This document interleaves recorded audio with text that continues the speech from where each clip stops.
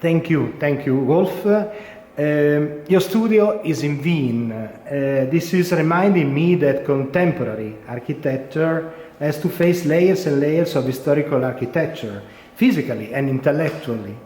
How do you live the fact that contemporary architecture has to be somehow disruptive in relation to the past one, and at the same time in harmony with the past? I like your questions. Yeah? There's almost a historical lecture about how an architect has to deal with old-fashioned buildings. Two things. Vienna is a small city, loaded with a lot of history. When I was young, I really tried to escape this heavyweight history. But later on, let's say the last 10, 15 years, I could see there is an influence of the historical part in the way of thinking, even on the young architects as well. The problem is that of the history is that, for instance, the first Viennese district is the mental map of how should a city look like in the memory or in the head or brain of every Viennese, which has actually diminished or suppressed the development of a real new, modern, modernistic, postmodern, no, not postmodern, modern architecture. This is a problem. On the other hand, Vienna is más o menos, more or less Baroque city. And I developed, without being a historian or an art historian guy, I developed a theory that I said the Viennese and the Austrian architects are influenced by the way of thinking by the Baroque buildings, churches, palais, in diversity or discrepancy of to the other people in Holland, Spain, France, or American. For instance, in the Dutch architect Rietveld would have been never ever possible in Vienna. Kiesler never ever have invented the endless house in Rotterdam.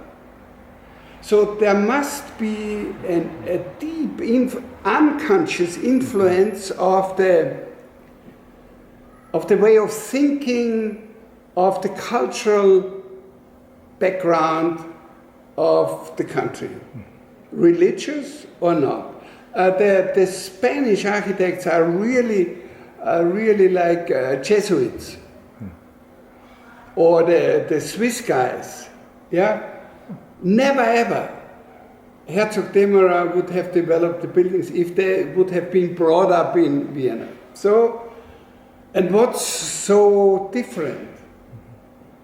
Thinking in space sequences is a very Baroque and therefore a very Austrian phenomenon.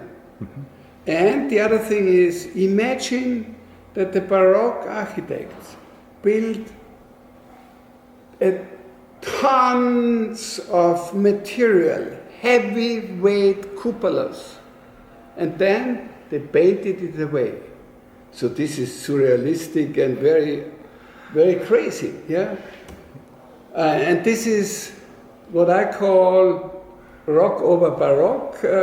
This is what the Dutch guys, yeah, they are like this way of thinking in diagrams. Never ever would diagrams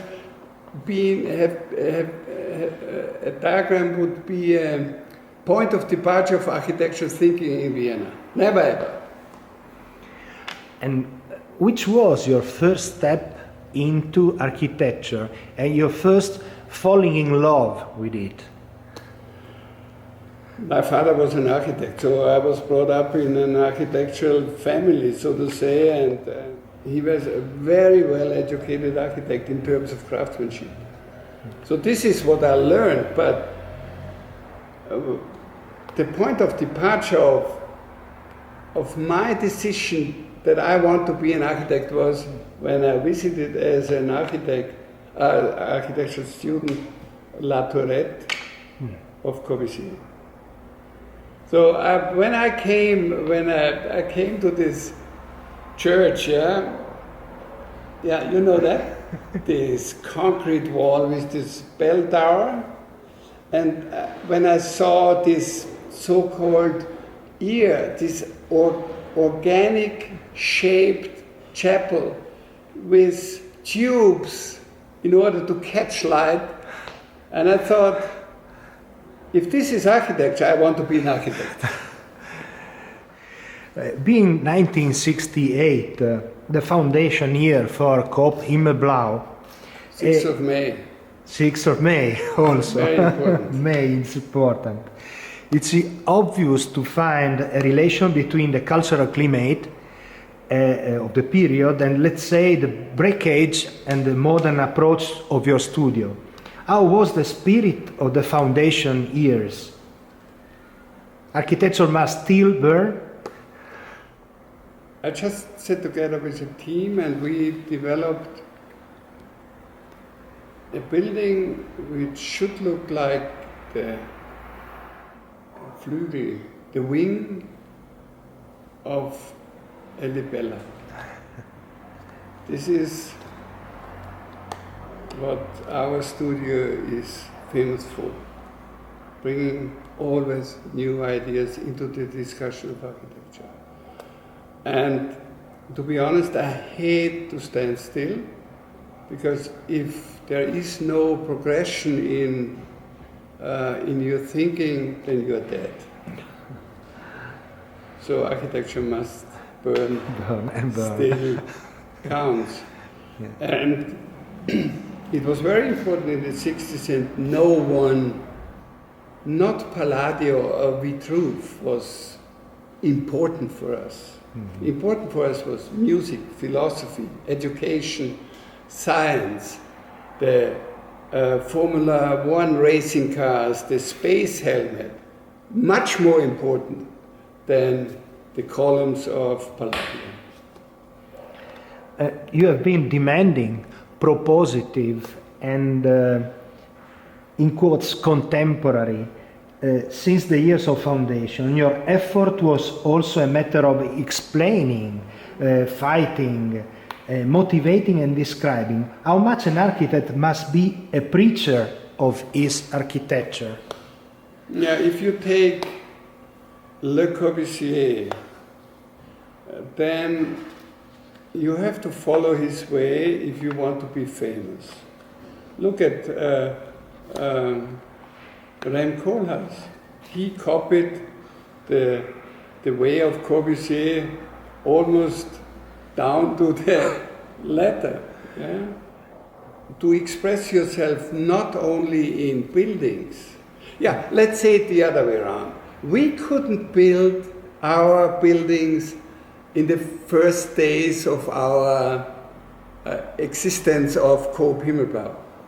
We had no commission. Therefore, we made drawings instead of buildings. We were writing in order to promote the impression the building will, if it's built, it will have. So all these other things were, we always wanted to build, but we couldn't build, therefore we had to escape on these fields. Since we are building, we don't draw that much anymore, and I don't write that much anymore. So that's okay. That's okay. And how much architecture and decision making about architecture and urbanistic choices can be participated? You mean democracy all over? Do you think that a doctor who is making a heart surgery is believing in democracy? How I always explain to my clients, yeah. If they say I don't like that, could you make it the other way around?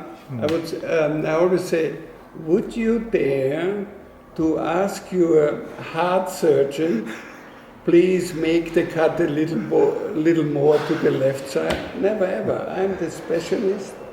I know what I'm doing. I'm experienced. I'm educated. Of course, you have to invite people to bring ideas into your field. It's welcome because I'm a team player. I like to play in a team, but decision I have to do because I'm responsible for it.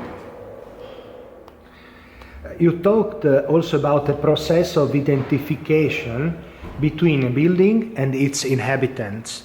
And I think that being part of something is also the final result of an educational process. Do you think that people are aware, conscious, and they know sufficiently about modern architecture, its history, processing, and choices, or not? Why do they like Schönbrunn? They have no idea about the wasted history of this castle. They have no idea about what was going wrong at this time, but they like it because it's a kind of identification point because of the color, the stairs, the park, whatever. So what we have to do, we have to create another identification points in this anonymous fabric of the city so that the people can describe where they live. And the best thing it could happen if they have a nickname for your building. Then you know it's in their mental map. More and more, contemporary architecture is a world challenge, more complex than in the past. Which are the main issues for an architecture studio that is competing all over the world? Yeah, we are not competing. I'm interested in some problems which I think I can solve because of my experience. But I'm not really competing with other guys that for dead or alive, this is stupid. And the architects are ruining themselves by doing competition and competition and competition.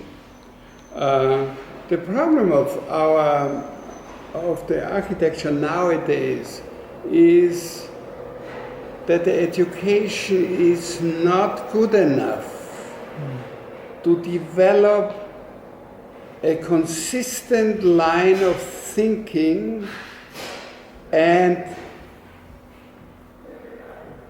build it. So the academic world is taking over.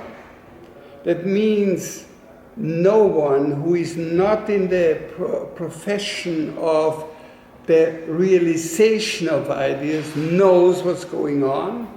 And the worst are the incompetent critics which try to influence the development for their own fame. Yeah? This is the most stupid thing. Yeah? The golden rule nowadays seems to be sustainability, the proper balancing between several elements. Which are the most urgent today, in your opinion? Because you propose, for example, buildings that are also machines for energy. This is quite interesting. and the Brain Lab City also. Yeah, safe energy is a step back in the development of our world. I think we should think about producing energy. So instead of making Taliban architecture, meaning thick walls, thin light slits, we should make open buildings which have a new kind of facade which produces more energy than the building consumes. That is an upcoming thing, but we have to think, if we are building this kind of buildings, we have to develop a new aesthetic as well. Because without a new aesthetic, you cannot promote new ideas in architecture. You are part of the future of architecture, but how do you imagine it in a few years? If I would know that, I wouldn't sit here, I wouldn't be the president of the world. I don't know, but I think that the critics ruined the progression in architecture by putting this unspeakable, stupid label on innovative architecture, namely they say this is star architecture. And all these other not so talented colleagues took that as a sign that mediocrity could take over. And since this is since 10 years going on, I can predict another 5 years, and then this stupid ideenlose, not creative, not innovative box architecture will be finished. Yeah, everyone thinks that if we make some cuts in the facade, that's an innovative building, and the critics write that is very innovative. It's decorative and has no goal to show people that life is bigger than life. Thank you very much.